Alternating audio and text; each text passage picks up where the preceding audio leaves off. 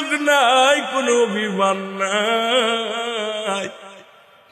এই চিরদিনের জন্য বিদায় সকলের নেওয়া লাগবে। তবে জনম দুঃখিনী মা,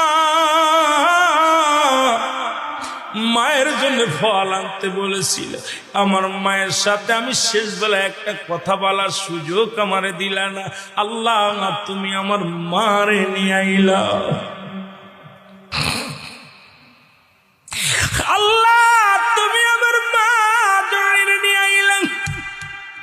আমাকে একটা সুযোগ দাও, আমি আমার জনম দুঃখিনী মায়ের সাথে কিছু কথা বলতে চাই। আমার আল্লাহ বলে, দিলাম রে বন্ধু, তোমার সুযোগ দিলাম। ঈসা নবী মাকে জিন্দা করলেন, মারহাবা বলা যাবে না? ঈসা আলাইহিস সালাম মাকে জিন্দা করলেন। জিন্দা করে মা উঠলেন, উঠে বলে, বাবা ঈসা তুমি আইছো। বাবা হাতে কি কয়? বাবা ফল। বলে, মাগো একটা কথা জানতে চাই, তোমাকে আমি জিন্দা করেছি, সাল্লাম তোমার রূহটা কেমনে বাইর করেছে একটু জানতে চাই। মা জননী ডাকতে বলে, বাবা ঈসা রে,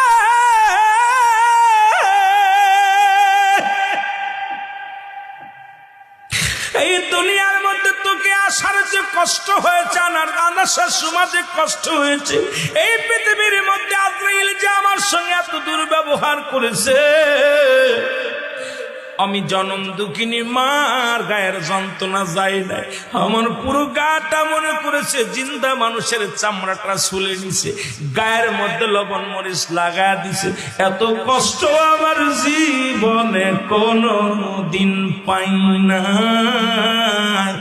জোরে জোরে চিল্লা বলা যাবে না আল্লাহু আকবার। আল্লাহ বলে, আজরাইল ঈসা নবীর কাছে যা, তার মারুটা কেমনে বাইর করে জানায় আয়। আজরাইল সালাম একটা দড়ি আসেন ঈসা নবীর কাছে। ঈসা নবী ডাকতে বলে, আজরাইল আগে বলো, আমার মায়ের রূহটা তুমি কেমনে বাইর করেছিল, কেমন আসানে বাইর করেছিল বলো। আজরাইল সালাম বলে, নবী গো, আমি পৃথিবীর মধ্যে সবার রূহ বাইর করার জন্য জমিনের মধ্যে আসি না।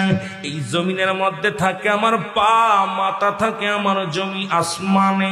এই সারা পৃথিবীর পানি যদি আমার মাথায় ঢেলে দেয়া হয়, একটু পানি গড়ায়া পড়বে না এই জমিনে। আমি এত বড় দানব, এত বড় উচ্চ নবী গো, এই পৃথিবীর মধ্যে এক মহান আত্মাদের জানটা বাহির করার জন্য, আল্লাহর মাহবুব বান্দার জানটা বাহির করার জন্য এই জগতের মধ্যে আগমন করি গো।